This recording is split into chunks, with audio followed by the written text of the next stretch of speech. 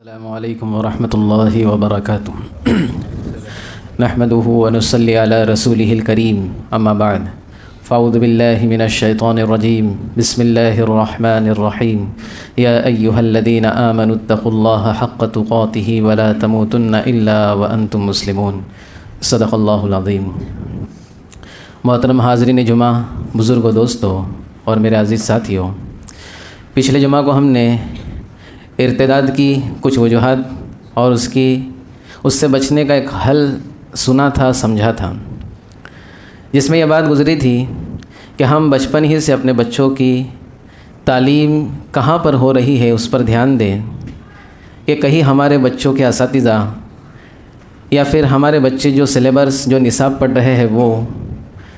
انہیں بے دینی تو نہیں سکھا رہی، کیونکہ دوستو پوری دنیا کے اندر یہ ماحول بنایا گیا ہے کہ بچپن ہی سے تمام بچے یہ ایک الگ ذہن لے کر کے چلیں،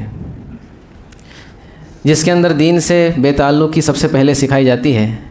اور دینداروں سے بدظن کیا جاتا ہے، دینداروں سے اور دین کے احکامات سے بدظن کیا جاتا ہے۔ جیسے میں نے پچھلے جمعہ کو کہا تھا کہ پردے کو ظلم قرار دیا جاتا ہے کہ مسلم عورتوں پر ظلم ہو رہا ہے، پردہ ان کو زبردستی کرایا جا رہا ہے۔ حالانکہ دوستو پردہ اسلام میں فرض ضرور ہے لیکن زبردستی نہیں کرایا جاتا۔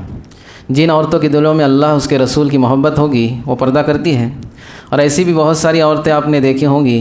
ہمارے ہی علاقے کے اندر جو پردہ نہیں کرتی۔ تو کیا ایسی عورتوں پر ظلم کیا جا رہا ہے جو پردہ نہیں کرتی؟ نہیں، بلکہ جو پردہ کرے گا اسی کا فائدہ ہے اور جو نہ کرے اس کا نقصان ہے۔ تو اسی چیز کو دوستو ہم نے اس طرح اس کا حل تلاش کیا تھا اور ذکر کیا تھا کہ اپنے بچوں کو اسلامی ماحول میں پڑھانے کی فکر کریں، اچھے سے اچھی تعلیم دیں، ایجوکیٹڈ بنائیں، لیکن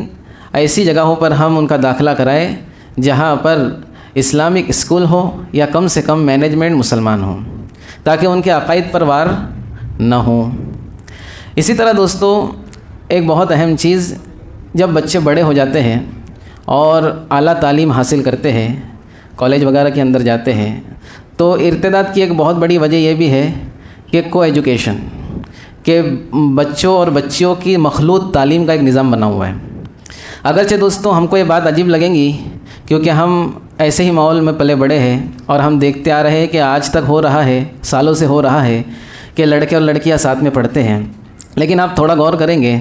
تو معلوم یہ ہوگا دوستو کہ اس میں کتنا بڑا نقصان ہے۔ ہم بچوں کو اس لیے پڑھاتے ہیں، چاہے لڑکا ہو یا لڑکی ہو، بیٹا ہو یا بیٹی ہو، اس لیے کالج بھیجتے ہیں، اس لیے اسکول بھیجتے ہیں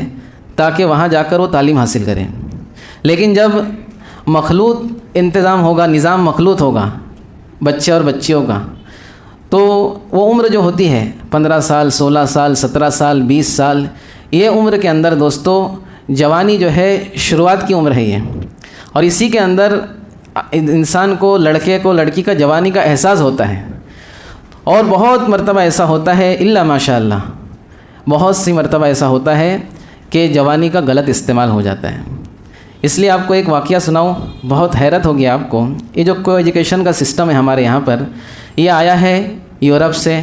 لنڈن سے، اس علاقے سے آیا، ویسٹ سے آیا ہمارے پاس میں۔ لیکن آج بھی آپ دیکھیں گے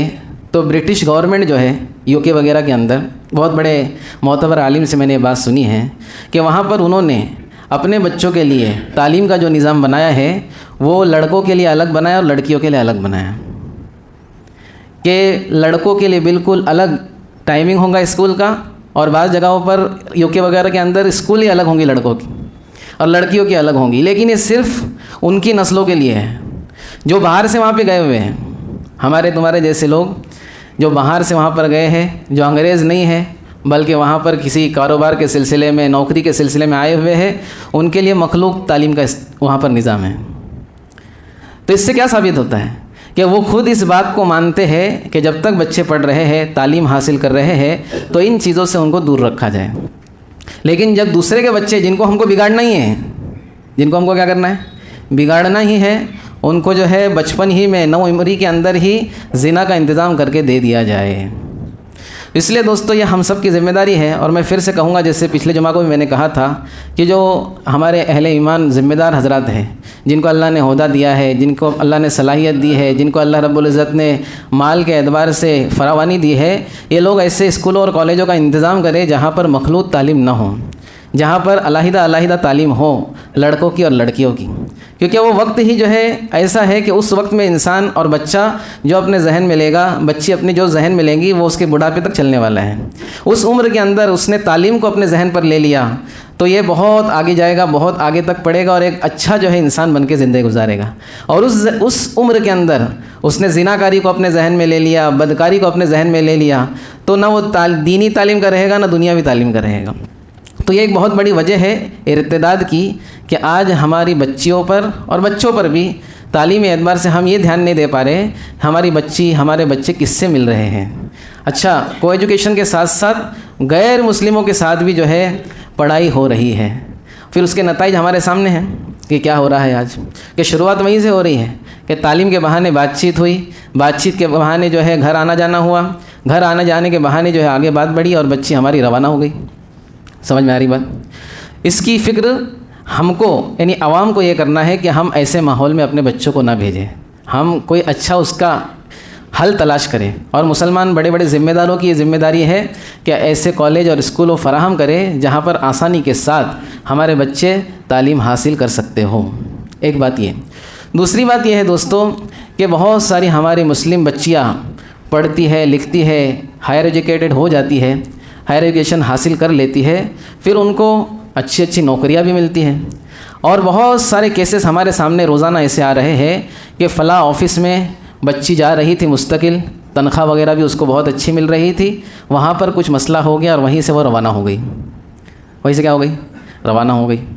تو جہاں پر دوستو آفیسز کے اندر ایسا نظام ہے، مخلوط نظام ہے، وہاں پر بھی ہم اپنے بچیوں کو دیکھو دوستو، لیکن یہ بڑے ہونے کے بعد ان کو روکنا ممکن نہیں ہے،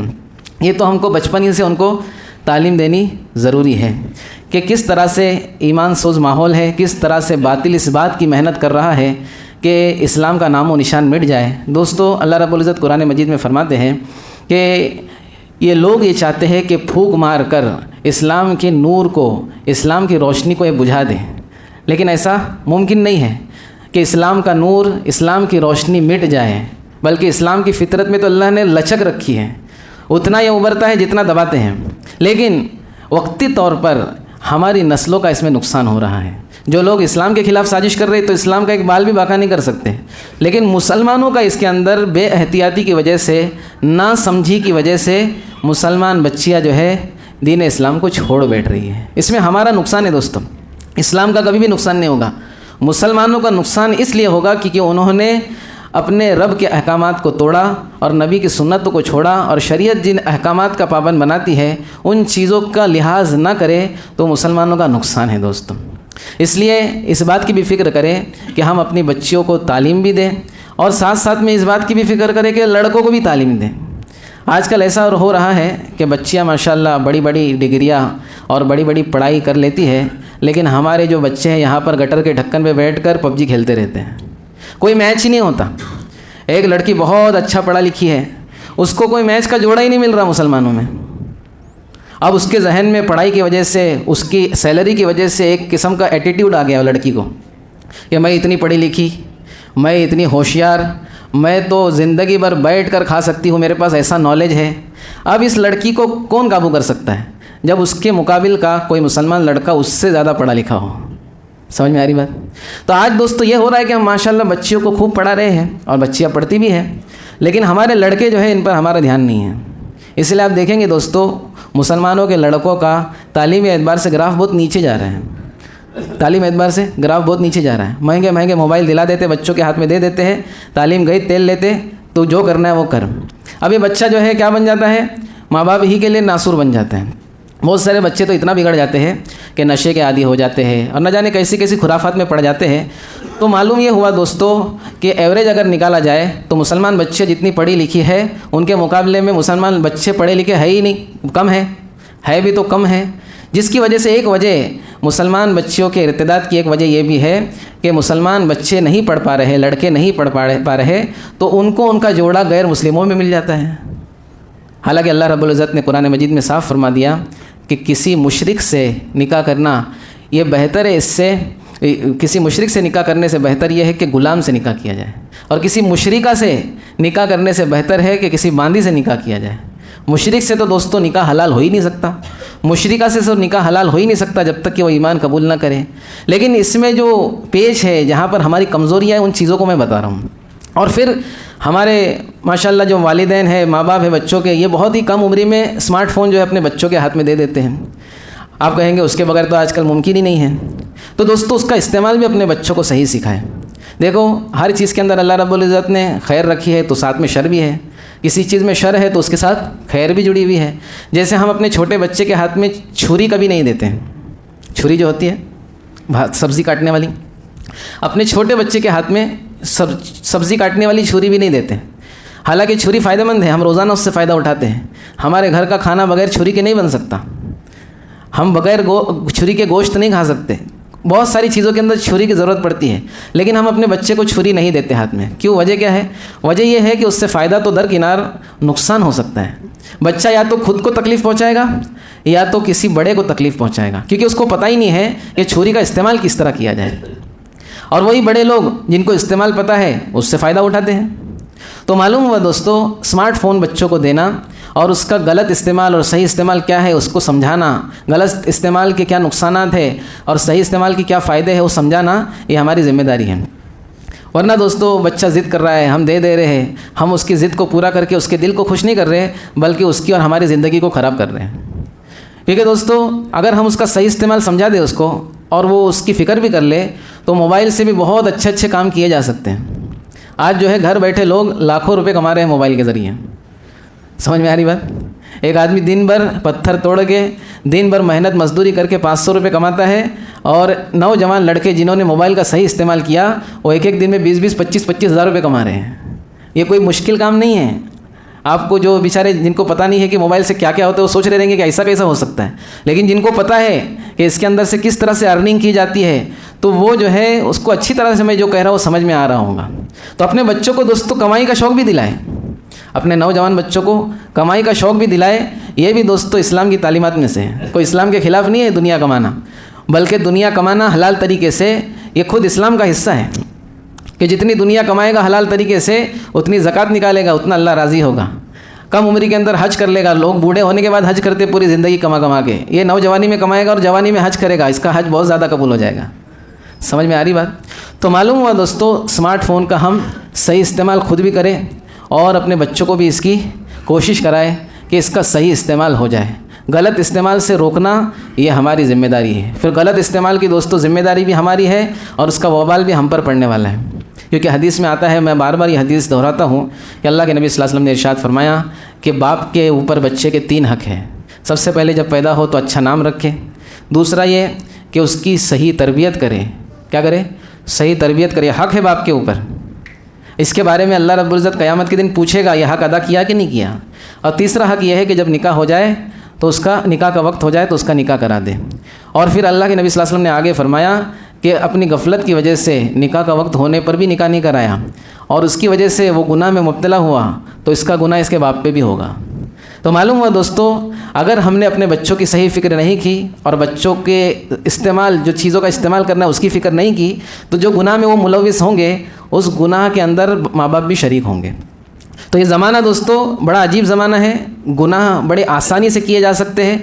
اور نیکیاں بھی دوستو آسانی سے کی جا سکتی ہیں۔ اب طے ہم کو یہ کرنا ہے کہ ہم نے اس چیز کو کتنا دل پر لیا ہے، کیونکہ دوستو سب باتیں دل پر لینے کی ہے۔ دکان ہم نے دل پر لی ہے، صبح سویرے اٹھ کر جانا، رات کو لیٹ آنا ہمارے لیے آسان ہے۔ نوکری کاروبار کو دل پہ لیا ہے، ہر چیز اس کے لیے قربان کرنا آسان ہے۔ تو دین کو دوستو دل پہ لیں گے تو دین کے لیے بھی تمام چیزیں ہمارے لیے آسان ہو جائیں گی، لیکن دین کو اگر دل پہ نہیں لیں گے تو تمام چیزیں مشکل ہو جائیں گی اور دین اور دنیا دونوں کا نقصان ہو جائے گا۔ اللہ رب العزت ہم سب کو کہنے سننے پر عمل کی توفیق دے۔ ایک اعلان تھا کہ اس مسجد کے اندر جو ماشاءاللہ مکتب چلتا ہے، بچوں کی تعلیم ہوتی ہے، وہ آج سے شروع ہو رہا ہے۔ تو جو نئے داخلے چاہتے ہیں وہ فارم نماز کے بعد مجھ سے ادھر آ کر حاصل کر لیں اور جو پرانے بچے جو پہلے سے پڑھ رہے ہیں وہ بھی اپنی تعلیم کا آج سے نظام شروع ہو رہا ہے تو اس میں جڑنے کی فکر کریں، ان کی بھی جو ہے ترتیب بنائی جائے گی۔ اللہ رب العزت ہم سب کو عمل کی توفیق دے۔